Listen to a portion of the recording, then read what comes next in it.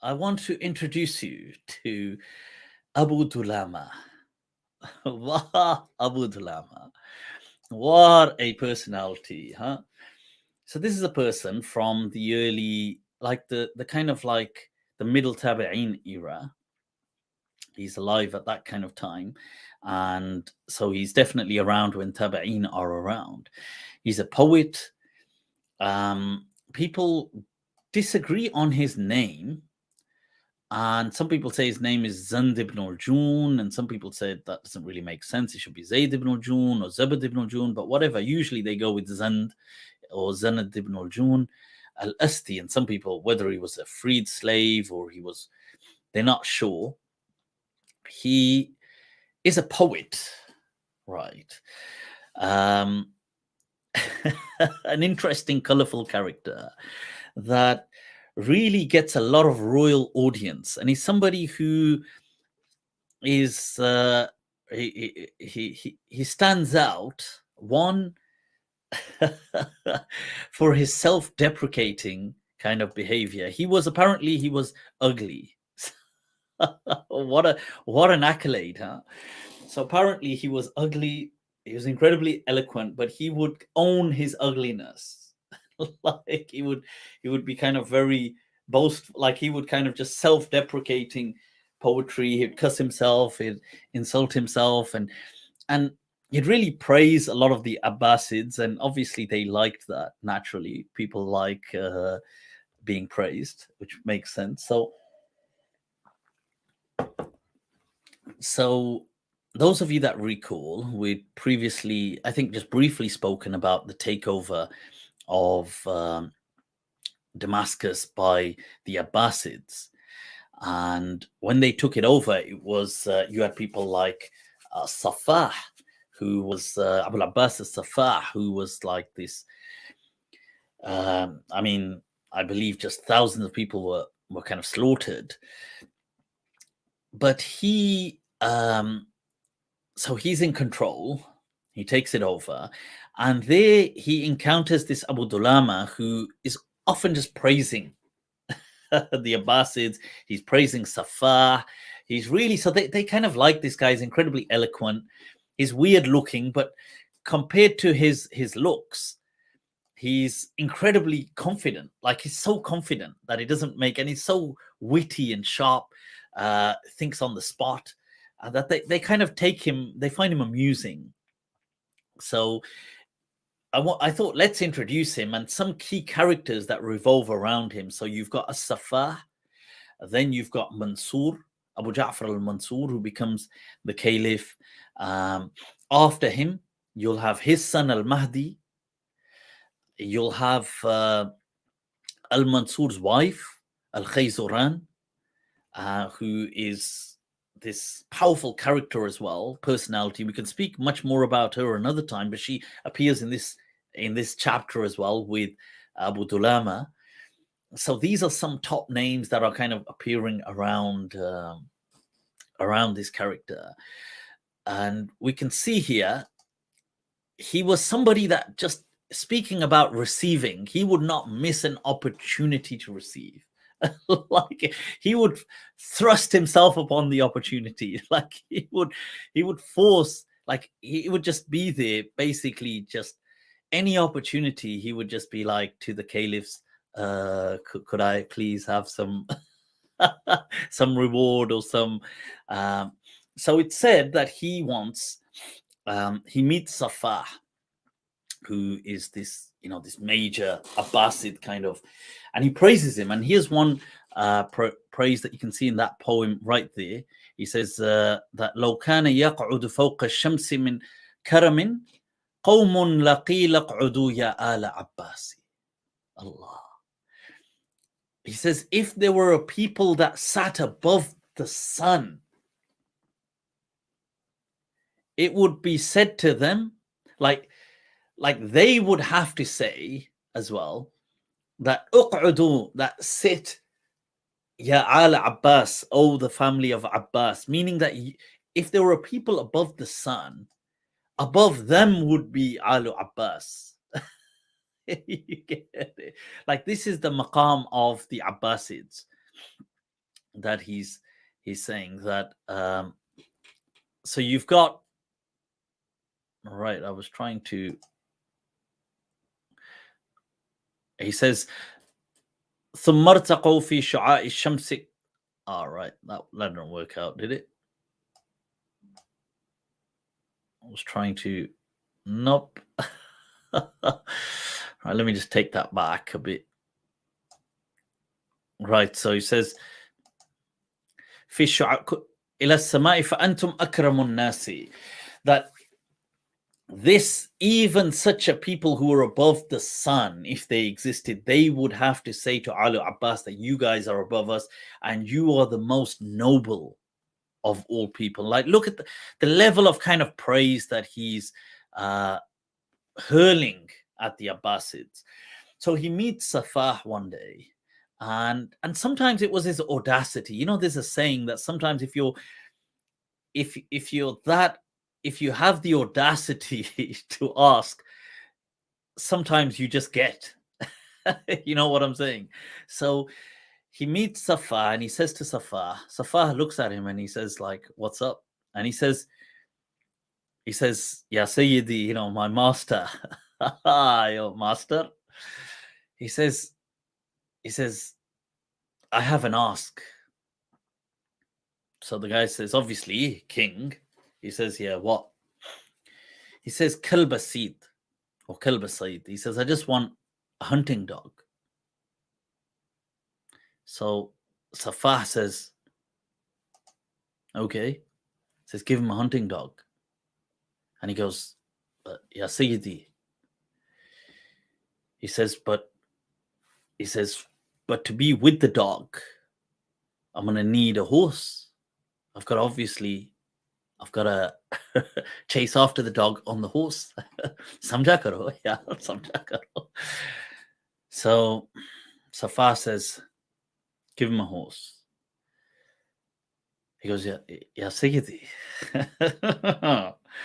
He says, I've got a dog and a horse. He says, there should be a servant as well who's going to look after them. I'm not really in a position to look after a horse, am I? Like, look at me, ya Sayyidi. So Safah looks at him and he says, grant, he says, give him a servant. He says, Ya Sayyidi, kamal karte ho. He says, there's a servant, there's a horse, there's a dog, there's me. He says, there should be a maid that cooks food, prepares stuff at home. Hona chahiye na. He says, ye to banta hai. You know that. He says, don't you think so? It's a rational conclusion. So Safah looks at him and says, give him a slave girl. He says, Ya Sayyidi, you've given me all these people, but don't people need a home? He says, I've got the people, I've got the horse and this, but don't they need a home? All this, where is it going to happen? It's going to happen in a home, of course. Of course, Your Majesty would know that, of course. So Safah looks at him and says, can you get this guy a house? And then he says, yes, he says, yeah, Sayyidi. He says, yaar, house ke liye, for a house, thoda bahut land bhi hona chahiye. There needs to be some land. It can't just be a house. Like, obviously, where's the horse going to graze? Where's it going to...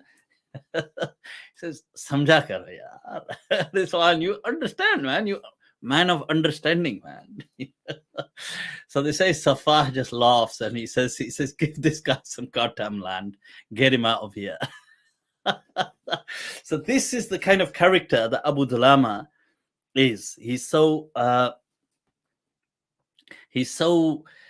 daring and kind of outrageous, and he has this audacity to kind of say all these things in front of these caliphs, and so they keep him quite close.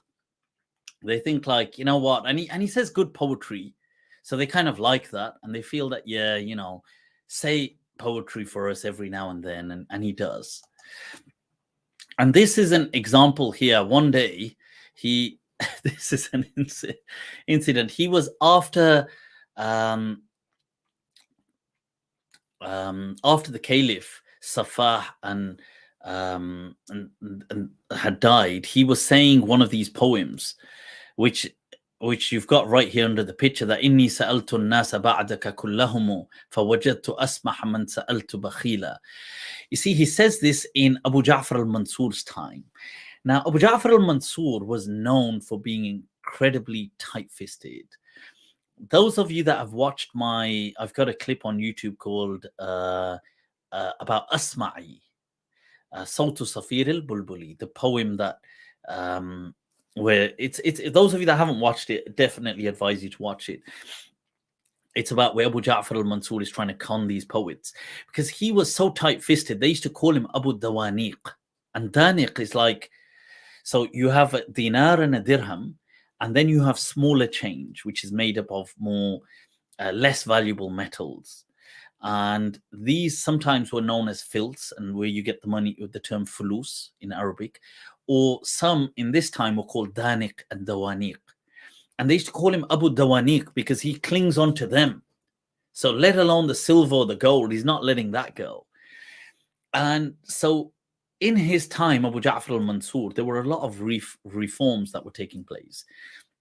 And one of the things he did was he would make people dress in black.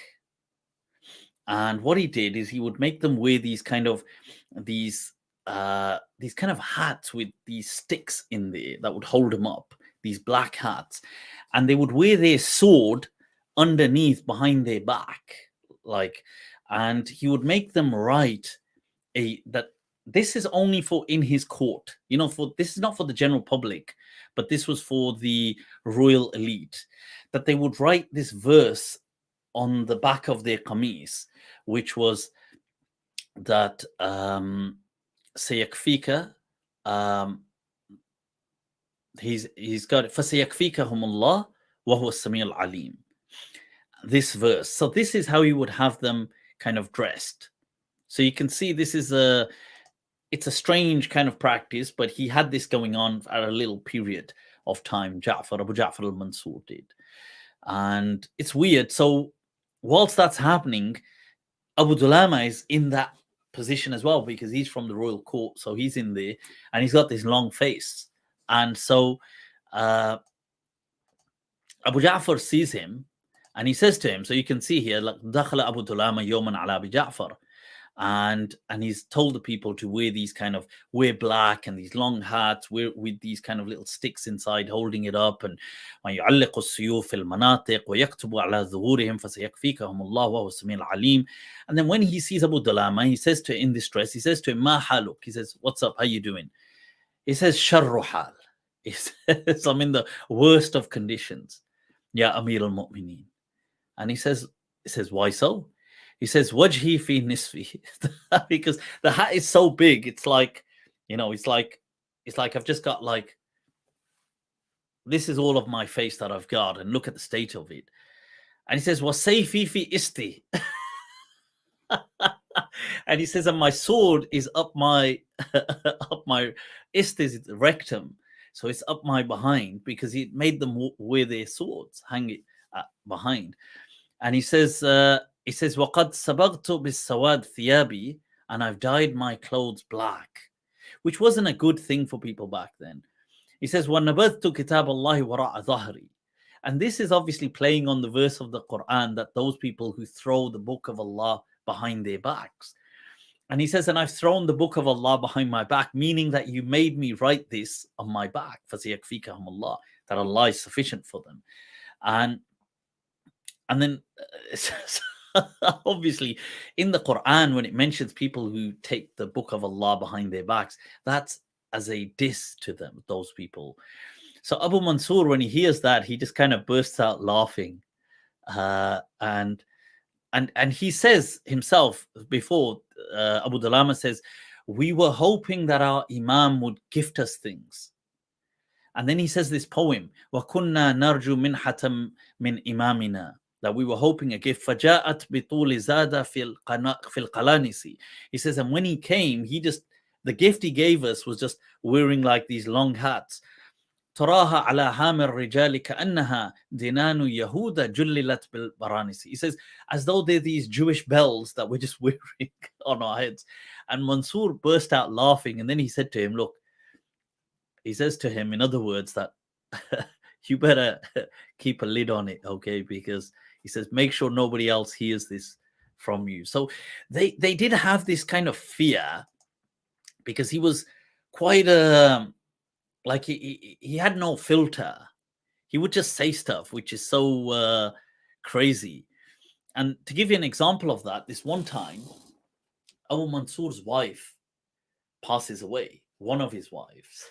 Back then, obviously, it wasn't restricted to one, especially not royalty, as you can imagine. One may even be amazed that he realized one of his wives passed. I'm messing. Right. So this wife was actually one of his, related to him. And as in, not just as a wife, I think she was like a second cousin or something, or third cousin or something. So her name was Hamada bint Isa, and she passes away. So everybody's in a state of somberness and seriousness. And they go out to the graveyard where they're about to bury her. And Hamada's body is being brought as well. So Abu Mansur is there, and Abu Dhulama's there. Abu Dhulama in his mode. So Abu Ja'far al-Mansur, in a moment of, as some may call, mistaken clarity, he decides to speak kind of about wa'adh, about kind of in a preaching manner. He asks Abu Dhulama, he says, Ya Abu Dhulama. And so people are listening. Remember, everybody's quiet. The body is being brought forward. And he says, Ya Abu Dhulama. He says, what have you prepared for this pit? I.e. the grave. What have you prepared for it? So Abu Dhulama just looks up and he goes, I've prepared Hamada, your wife. I prepared her for everybody bursts out laughing. Even Mansur totally wasn't expecting that reply. He can't help but burst out laughing. Then he holds it and says to him, behave yourself. Like, what's wrong with you? Like, we're having a moment of somberness and seriousness here. So this is the kind of person he was. And on one incident, it was Abu Dhulama. He was known to love his drink as well. He would love a bit of alcohol now and then. And so at that time, the Abbasids, you see, in Abu Ja'far al-Mansur's time, the Abbasids weren't openly, like they condemned alcohol and things openly. Like they weren't, later on, like by Amin, Ma'mun, and later on Mutawakkil and all these people, alcohol's like kind of rampant. But by this time, it's not publicly acceptable that the caliphs condone alcohol. And they didn't themselves. They didn't at that stage. Like Abu Ja'far al-Mansur generally would have condemned alcohol and stuff. So at this time, somebody tells him, hey, do you know that Abu Dhulama was drunk? He was wandering around. The guy's drunk over there. Nashe mein yaar. That what is it?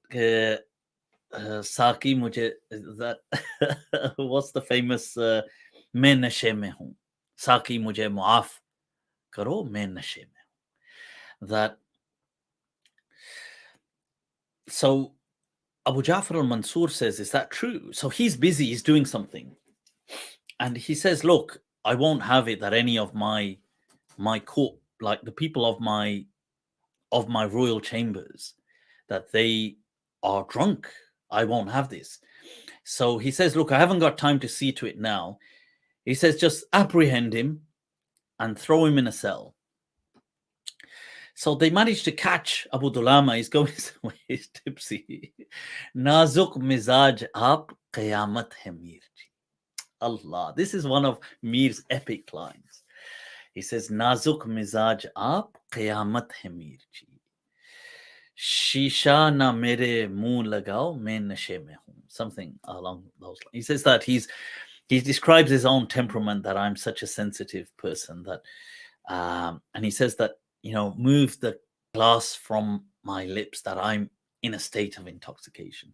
So they catch Abu Dhulama anyway, they apprehend him, and he's tipsy, and they catch him and they throw him in this cell. But the place they lock him, that's just close to him, is this kind of like a barnyard.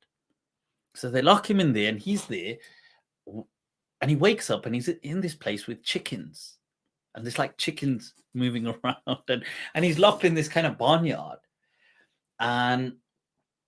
And he says and so what happens is Mansur kind of forgets about him. And so he's locked in this place. And he then eventually, like a day passes, and he asks one of the guards, he says, look, please, he says, do me a favor, bring me something to write on. He said, just one favor. He says, you won't regret it. I'll sort you out. He pleads with the guard. Eventually, the guard brings him this kind of kirtas to write on. And on there, he writes this poem to Abu Ja'far al-Mansur, where he says, Amir al-Mu'minina fadatka nafsi, ala ma habastani wa kharaqta saji. He says, Amir al-Mu'minin, may my soul be sacrificed for you. Hi.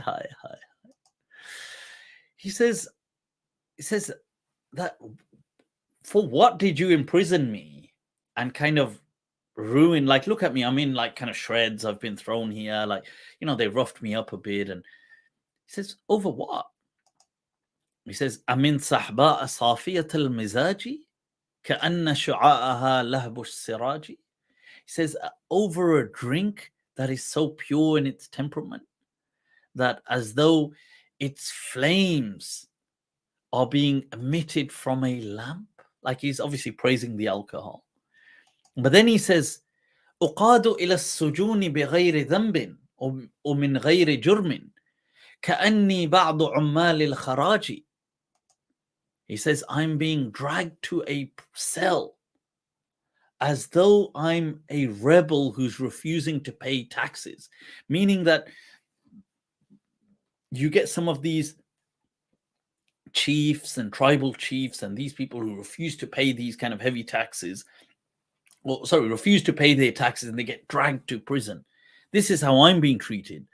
فَلَوْ مَعَهُمْ, he says فَلَوْ مَعَهُمْ حُبِسْتُ لَكَانَ سَهْلًا وَلَكِنْ حُبِسْتُ مَعَ الدَّجَاجِ. He says, فَلَوْ مَعَهُمْ حُبِسْتُ لَكَانَ سَهْلًا. If I was imprisoned with them, with these tycoons and businessmen, because I had all this land, لَكَانَ سَهْلًا, then it's cool. وَلَكِنْ حُبِسْتُ مَعَ الدَّجَاجِ. But I'm imprisoned with these bloody chickens. And they say that Mansur, when he heard that, he burst out laughing, and he said, bring him out, bring him here. And he asks him, he says, so what did you do all night? He says, I just made chicken sounds with the chickens. So they used to find him quite entertaining, as you can see, and they used to keep him around. And he would often, any opportunity he had, he would just like ask.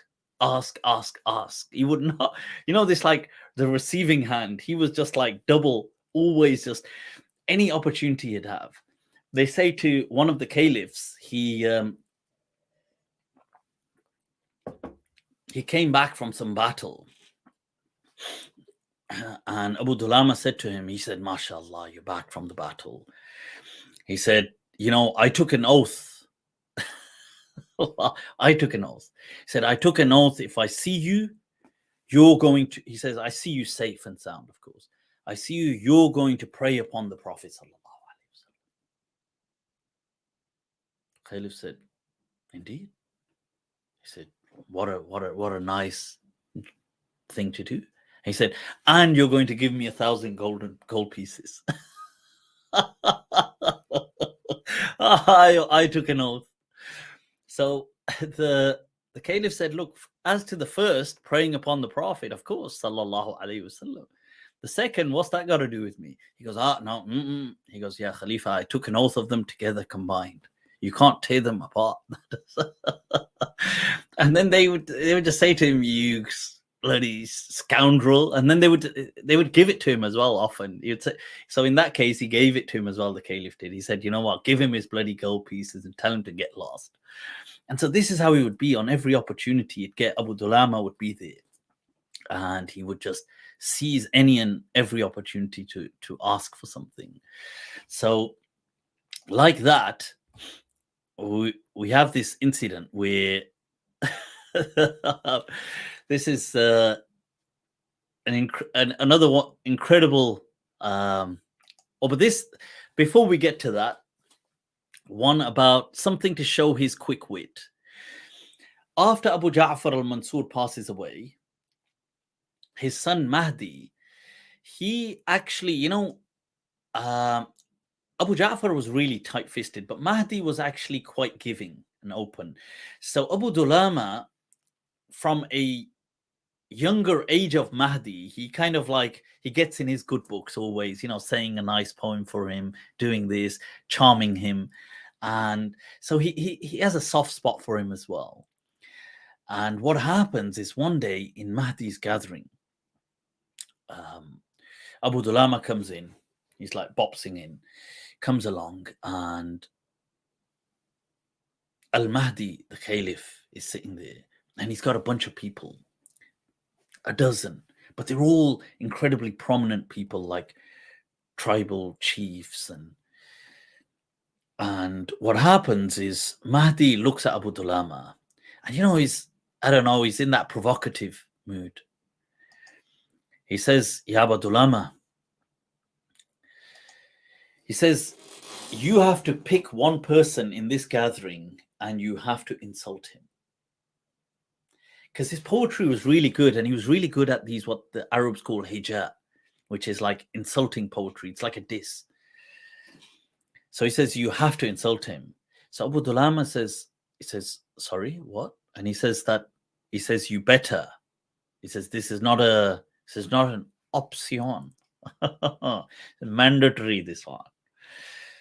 So the chiefs get on edge as well, that damn, because think about it, this is a poet and it's an insult, isn't it? You're sitting in the royal chambers and some poets gonna make a mockery out of you. And everybody obviously is, so they all look at Abu Dhulama, Chaudhry Saabs, all these big people sitting there thinking, you better not, you pick me, and next time you're passing through this territory, we then have words, words. So he looks around and he says first of all to Mahdi, he says, oh master, ya Sayyidi, surely, like he's hesitating. And Al-Mahdi says, you better pick somebody that you feel is worthy of what you're about to say, and you better say it. So he immediately responds. He says, indeed, labbaik wa sa'daik, and he says, indeed, master. He says, I've looked, and you know what? He says, the most deserving in this room to be insulted, he says, is me. He says, Banda na cheese. And he says a poem immediately. He says, Ala abligh ladayka Abu Dhulama. He says that tell Abu Dhulama, falasta min al-kirami wala karama. He says, you're not from the kind of the noble people, wala karama. There's no karama for somebody like you. He says, إذا لبس العمامة كان قردا وخنزيرا إذا نزع العمامة. He says, if you wear an imama, you look like a monkey to himself. He says, and if you take it off, you look like a pig. He says, جمعت دمامة وجمعت لؤما He says, you combine between ugliness and dishonor and like being wretched. He says, كَذَاكَ اللُّؤْمُ تَتْبَعُهُ الدَّمَامَ. He says, that is what wretchedness does. It's followed by ugliness. فَإِن تَكُ قَدْ أَصَبْتَ نَعِيمَ دُنْيَا. He says, man, even if you have attained some blessings of this world, فَإِن تَكُ قَدْ أَصَبْتَ نَعِيمَ دُنْيَا فَلَا تَفْرَحْ فَقَدْ دَنَتِ الْقِيَامَةِ. He says, don't be so happy about it because Qiyamah is close by. They say Mahdi proper, he couldn't hold back and he smirked and he thought, you. He is sharp, incredibly sharp-witted. And he would often do that. He would insult himself in front of people. He'd say, like, I'm such a wretched and ugly person. And they would find it amusing, but then the confidence with which he would do it, he would own it, that they kind of couldn't help but liking him. And so, yeah. So what happens to top that up as an incident and a colorful incident from his life is one day during the time of, I believe, Mahdi's mother, the Khalifa's mother, Mahdi, so Mansur's wife, one of his wives, Al-Khayzuran. Okay, now she is an incredibly important character and personality in Islamic history, and we can actually dedicate a session about her in the future, but just remember and research on her. She was an incredibly powerful woman, and she was like the de facto ruler, and she ruled, actually, one would say co-ruled with Mansur quite powerfully. And then during her son's time, Al-Mahdi, she has this iron fist, and she's kind of irremovable, and she's refusing to concede on her power. And there's this power struggle between her and her son Mahdi, which goes on for a while, eventually resulting in both of them attempting to kill each other, which is a whole tragedy saga in and of itself, and does result eventually in the death of her son, the mother who kills her son eventually. Allah. And we'll pick up on that saga another day. But Khayzuran, she's incredibly a powerful, illustrious, kind of like important character in Abbasid history. She is one day coming out of, I think she's going to Hajj or something, or she's gone out of town, and she bumps into Abu Dhulama. Abu Dhulama sees her. And this is it. She's coming back from Hajj, and he comes across, and he rushes to her. He knows who it is, obviously, Khayzuran. He's part of the royal chambers. And he says, "Oh, ya Sayyidati, ya Mawlati." He starts praising her, and she says, yes, of course. Bolo, bolo. Speak. He says, ya Sayyidati, chota muh badi baat. As the saying goes in Urdu, that small mouth, big ask, if I may, please. She says, what is it? He says, I've, and remember I told you, he really, he insults himself, he'll insult people around. He says, I'm really living a wretched life. And she says, really? Why? What's happened? He says, I've got this wretched, old invalid at home of a wife that is useless. He says, and it's draining whatever is left of life out of me. He says, please, just one ask, that give me just a pretty slave girl. Just one. यार one यार एक ही से खुश हो जाएंगे यार. It's just one. So the way he kind of says about his wife, she starts laughing. Like, people around there start laughing, and they say to him, you've got no shame. And he says, come on, please, just one. You wouldn't even notice one gone in your court. So she over there just says, okay, and she leaves. Now, Abu Dhulama, he says, Yar, I have to receive. Payment is due, man. Payment is due. So he follows up to Baghdad. He goes to Baghdad. Now he can't get entrance into that. He can't get entrance into that court with Khayzuran is. But remember, the royal people, like the royal guards and stuff, know who he is because he's been with Safar, then he's been with Mansur, then he's been with he's with them and in the royal chambers so often that people know who he is. That he eventually gets one of the ladies that is in charge of the palace affairs for Khayzuran, the first lady, or the Khalifa mother in this instance. And he says to her, look, can you please tell Khayzuran that, look, she promised me something. So they mention it and Khayzuran just ignores it. She's got bigger and better, more important things to deal with. So then he writes a little poem on a letter and says, please give this to Khayzuran. So they give it. And on it, he writes that Ablighi Sayyidati Billahi ya Umma Ubayda. And Umma Ubayda is the woman he's giving it to give it to her. He says, please, and this is the poem that tell my master, this Ya Sayyida Khayzuran, tell her, Annaha arshadaha Allah wa in kanat rashida. May Allah guide her even though she is rightly guided already. Allah. You have to begin with the you have to praise, the praising. So he says, وَعَدَتْنِي قَبْلَ أَن تَخْرُجَ لِلْحَجِّ وَلِيدًا. He says, she promised me before she was setting out on her way to Hajj for a girl. She promised me a girl.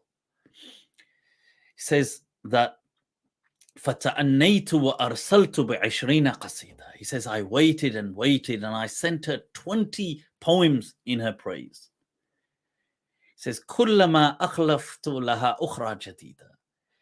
Every time I would follow it with another poem praising her, meaning I've done all of this. He says, look, لَيْسَ فِي بَيْتِي لِتَمْهِيدِ فِرَاشِ مِنْ قَعِيدًا. He says, in my house to make my bed comfortable, to give me comfort, I haven't got a decent woman. غَيْرُ عَجْفَاء, except one that is all kind of scrawny. عجوز, so old. That saquha mithl qadida, her calf is like rancid meat that is out of date. That's what a calf looks like. Wajhuha aqbah min hutin tariyin fi asida. Her face is uglier than a grilled fish. Ma hayatun ma'a untha mithla irsi bisa'ida. Life with such a woman can never have any room for pleasure or harmony or any enjoyment.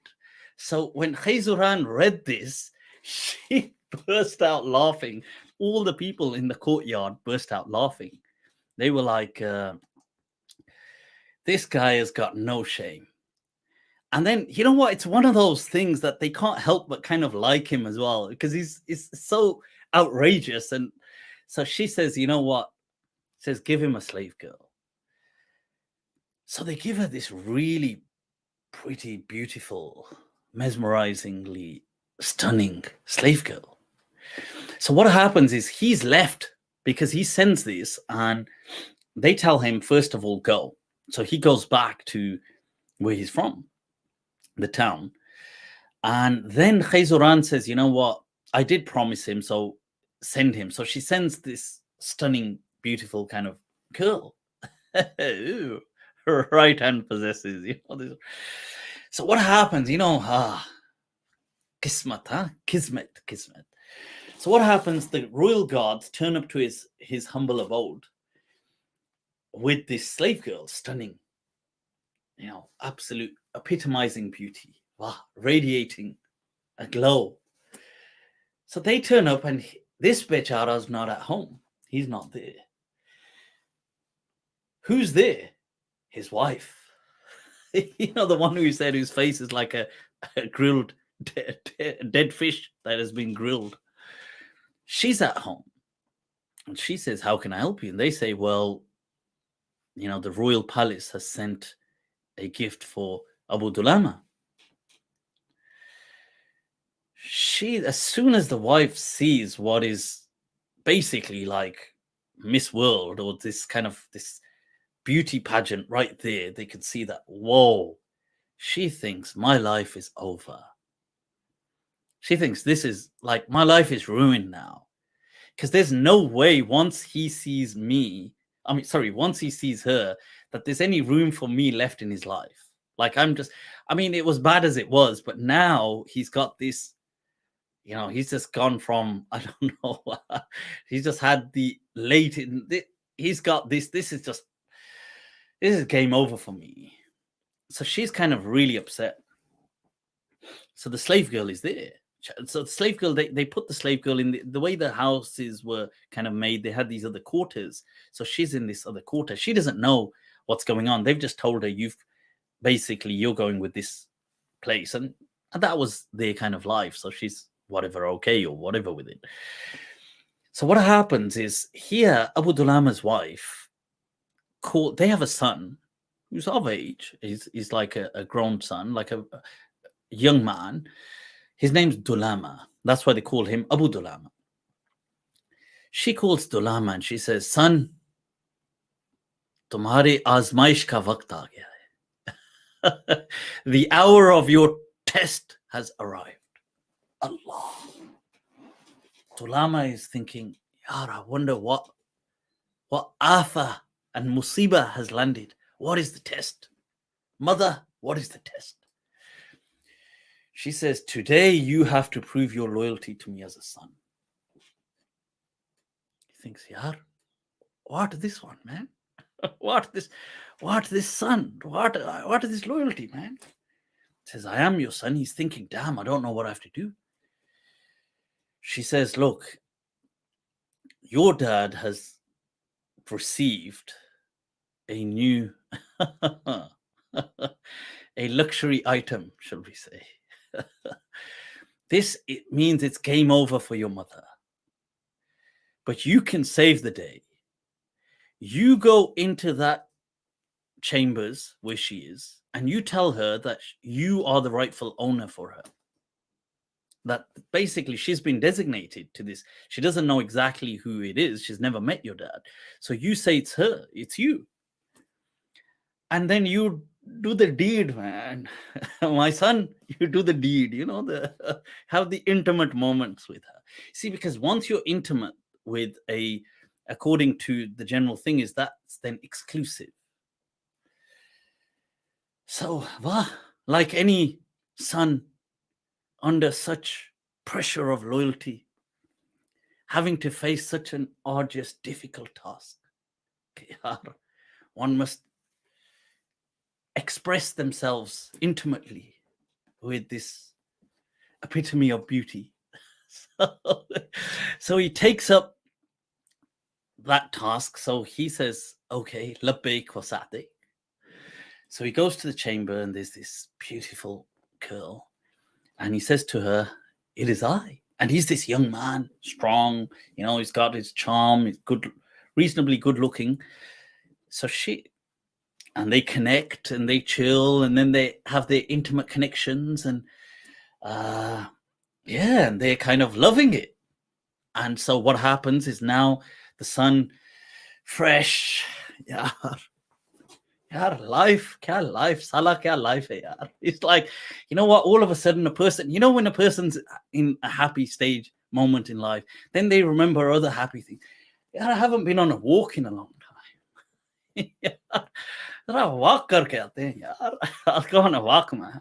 It's good for the health, So the son goes out, he's walking, he goes for a walk. Oh, life, the world it's a beautiful world. During this time, Abu Dhulama comes home. He comes home and somebody says to him, oh, by the way, you had the royal guards come here. They left someone. They left a slave girl. Abu Dhulama says, Ya Allah, shukran. Rushes Usain Bolt mode.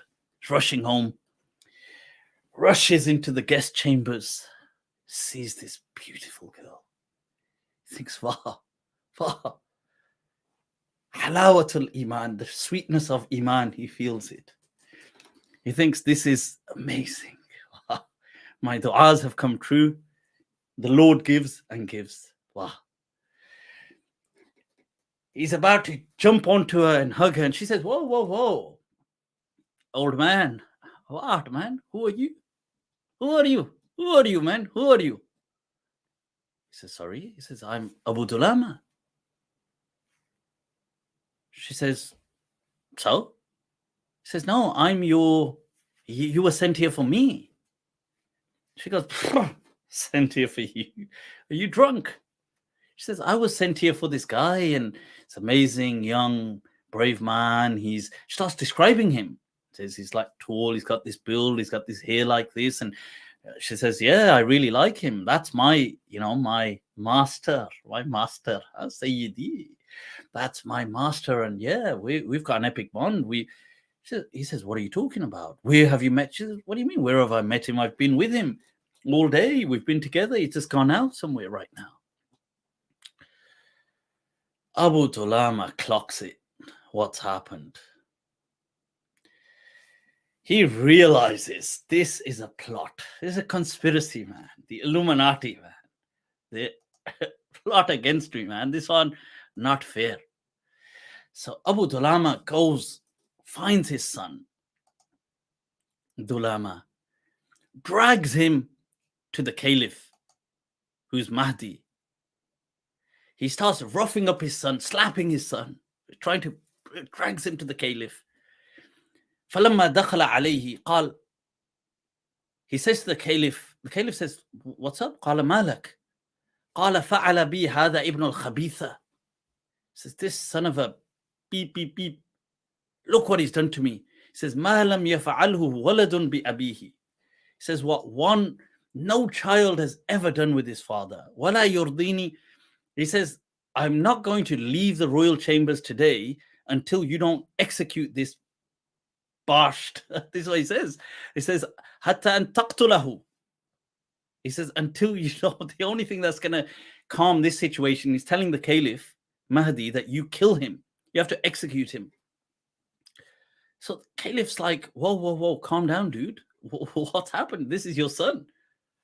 And he tells him, he says, this is what he's done. He says, I popped out for the afternoon and this is what he did. He plotted with his good-for-nothing mother just to deprive me of this. So Mahdi bursts out laughing and falls back. They say he falls on the floor laughing. That's how much he laughs. Abu Dhulama says to him, what, you're finding my tragedy funny?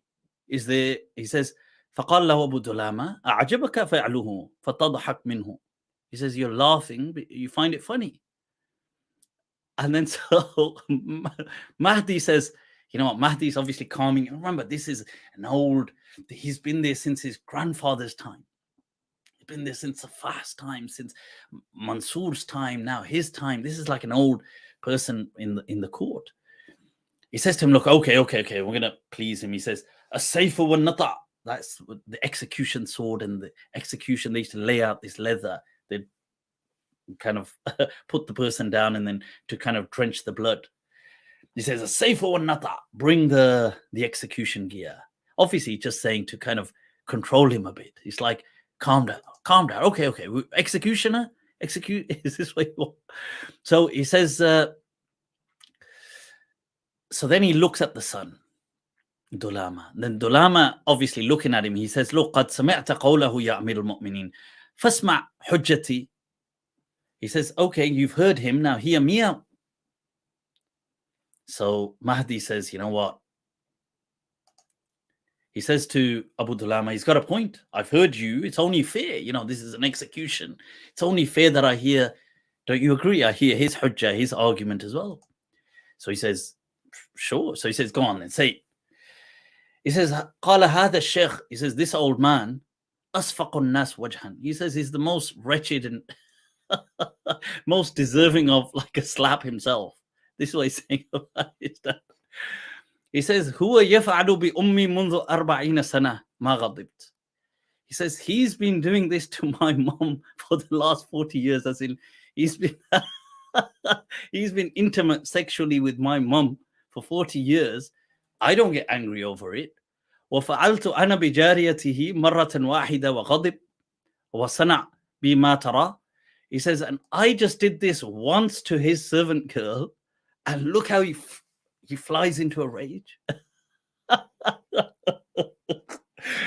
Mahdi burst out laughing. They say that he could not control his laughter. He just burst out laughing, and then he they say anybody that was in that chamber couldn't hold back their laughter. And he says to Abu Dhulama, look, he says, you know what, I'll call a truce rather than executing your son. He says, how about I'll provide you as a gift? Samda karo. He says, don't worry. And he kind of placates him. But this is the story of this character that is so colorful, Abu Dhulama. I had to share it. So if you do get time, you can research it. Fun and human. Somebody who is prominent during the lives of several of the Abbasid caliphate, the caliphs. People, with that, let's wrap that up.